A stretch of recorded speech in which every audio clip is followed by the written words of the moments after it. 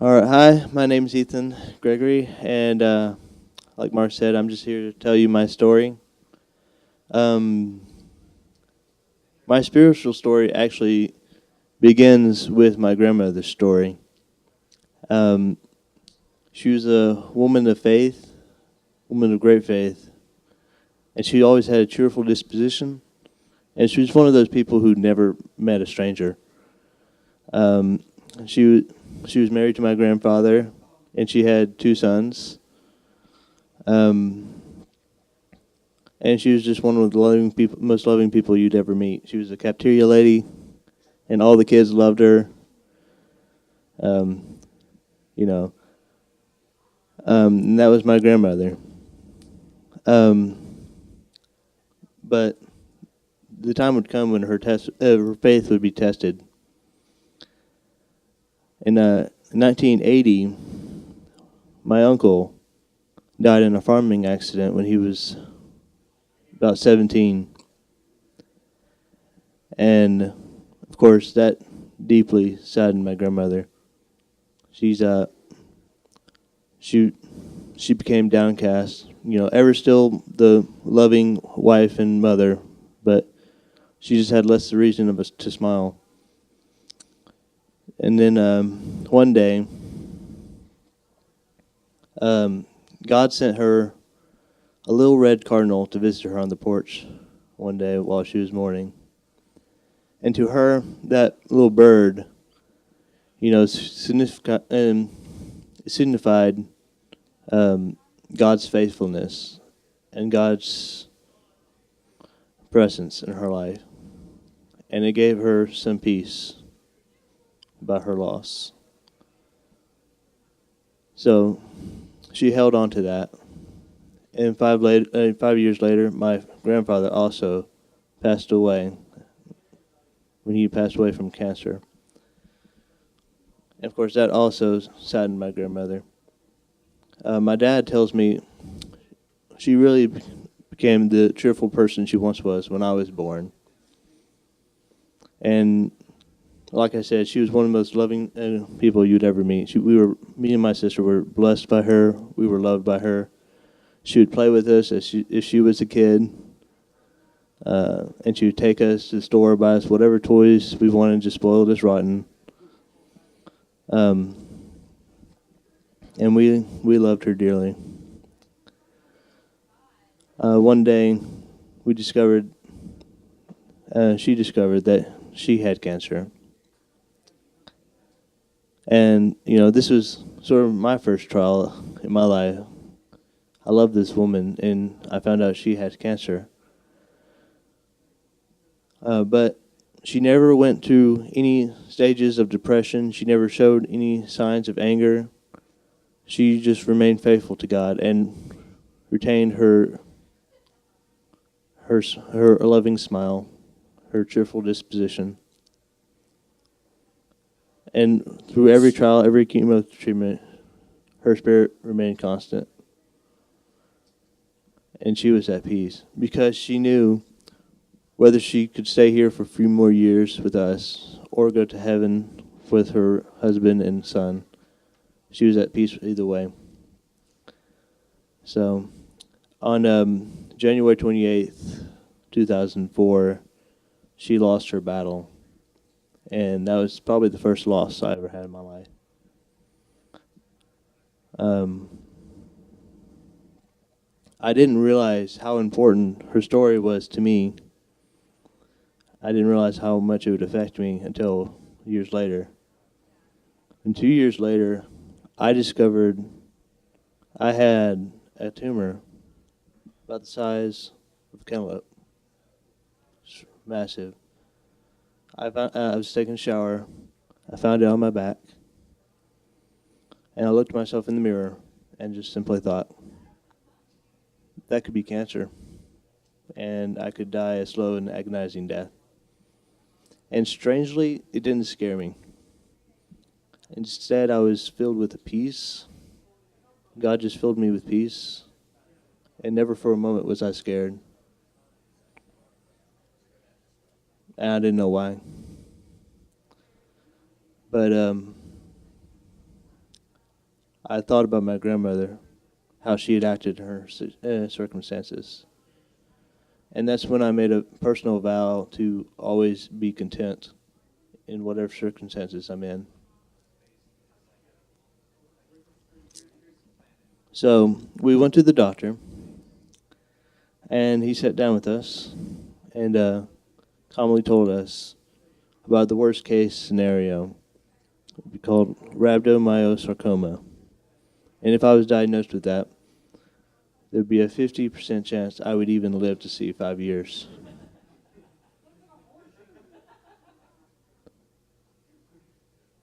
The day of the biopsy came, the nurse came, they gave me stuff they called happy juice. It really did make you happy. But I also felt this calm re-enter my heart. I knew it was from God.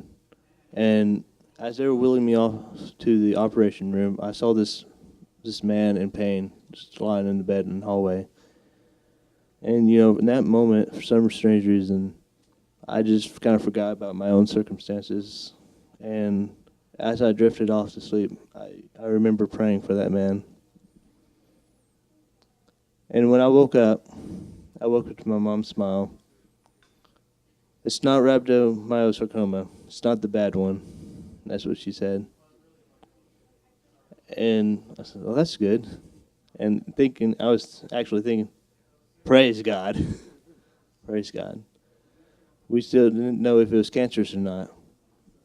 But the results finally came in. It turned out to be what the doctor called a desmoid tumor. It wasn't malignant. It didn't spread to other areas of the body, but it grew rapidly. And if left untreated, it would cause severe problems. So we went over the options. We could do radiation, surgery, chemotherapy. We didn't want to do radiation because of my age. And we decided we'd try to do a little chemo, shrink it down. See, hopefully shrink it down and make the surgery a little easier. So I got on chemotherapy. It was just low-dose chemotherapy. I wasn't going to lose my hair or anything. And I couldn't stand it. It was awful. And worst part was I got to see kids half my age going through the full dose, full treatment, and with even a less likelihood of survival. It's very, very humbling. But I couldn't even stand my full treatment. Through months, I was done. I couldn't do anymore. I'd gotten neuropathy in my feet. I couldn't walk very easily.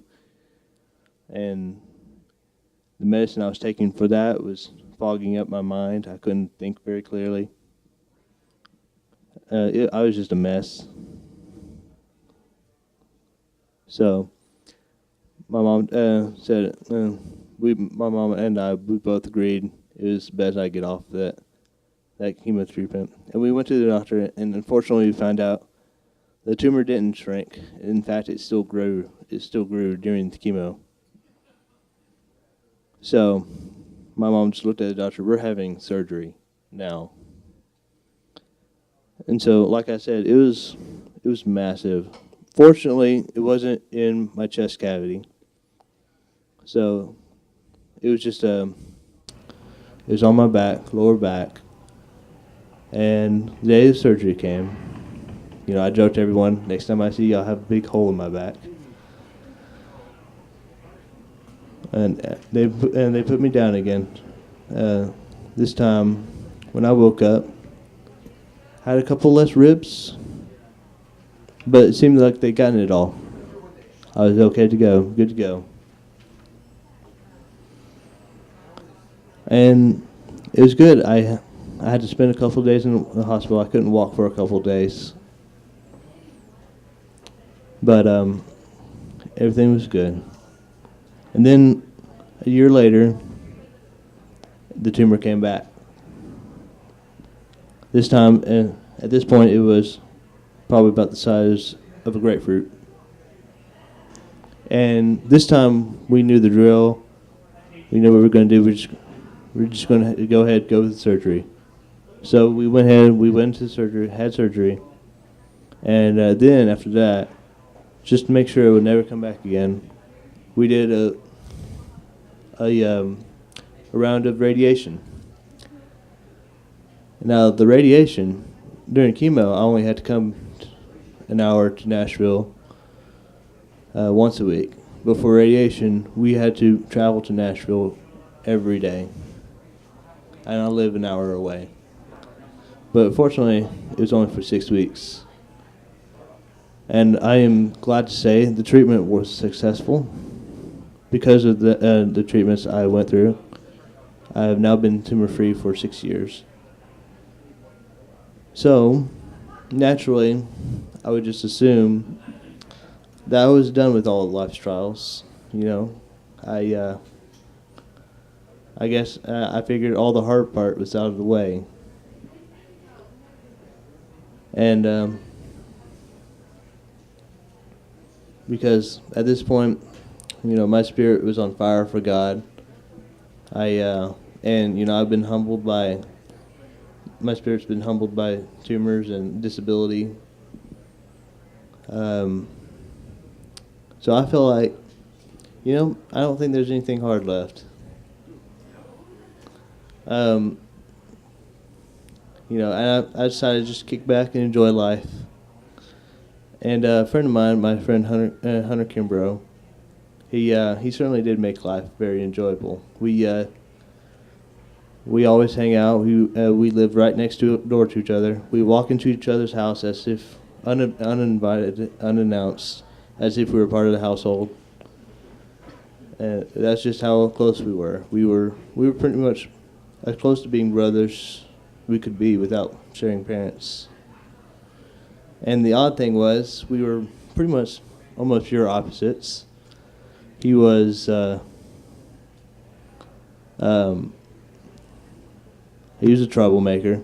He didn't never pay attention in school really. Truth is, he had a lot of anger issues, and he had a lot of reasons to be angry. He was pretty much abandoned by his parents, lived with his grandparents. He just had a hard time feeling accepted. But at this point in my life, things were really turning around. I was tumor free, and he was living with adopted parents that who also lived right next to us. So he found a family that loved him. We were both doing great. And on May 31st, 2012, I invited him over and a couple of my friends for my birthday. And we just had a night of fellowships and video games, probably one of the greatest nights of my life. And what happened next was certainly not. Next day, I woke up just like any other morning, and I got some fast food, got some Sonic, and my mom gave me a call. She said, "Hunter's been in an accident. I'm coming home soon." And I started pacing the floor. I couldn't calm myself. I knew my mom knew more than what she was telling me. Something was telling me my best friend was dead.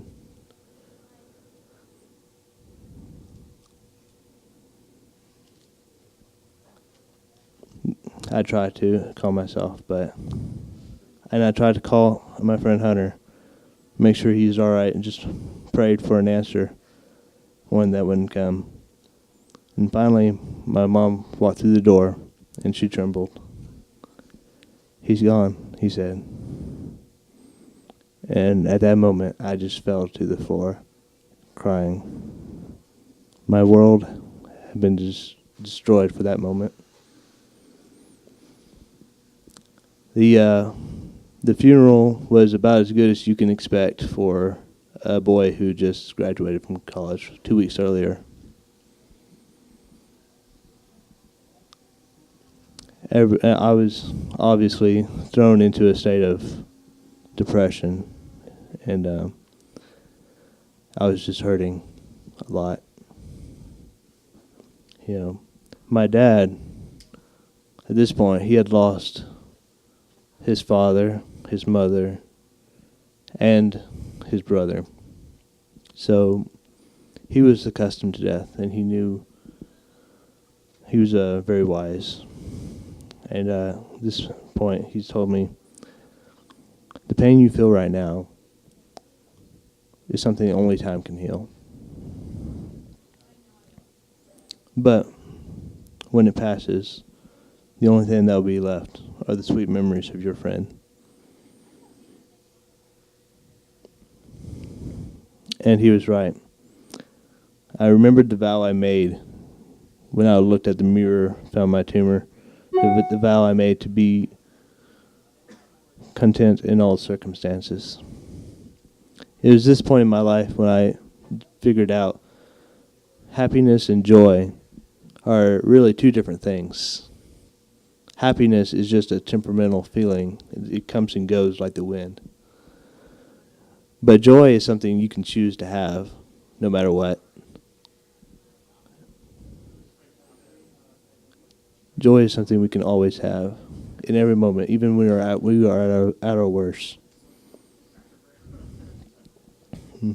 So, here I was, feeling very depressed and lost because of my friend's death. And one night, I had a dream.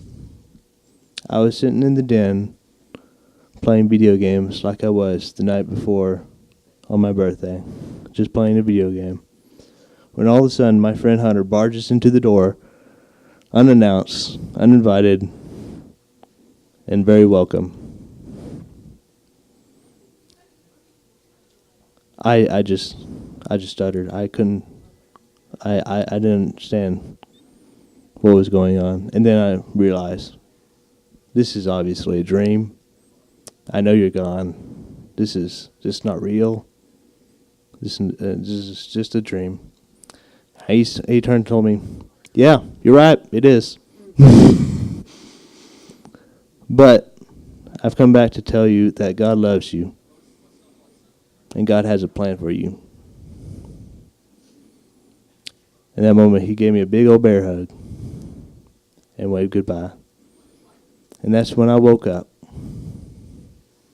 In a way, God sent me my own little red bird. The truth is, the strength that's within us isn't really how tough you are. It's not really how smart you are.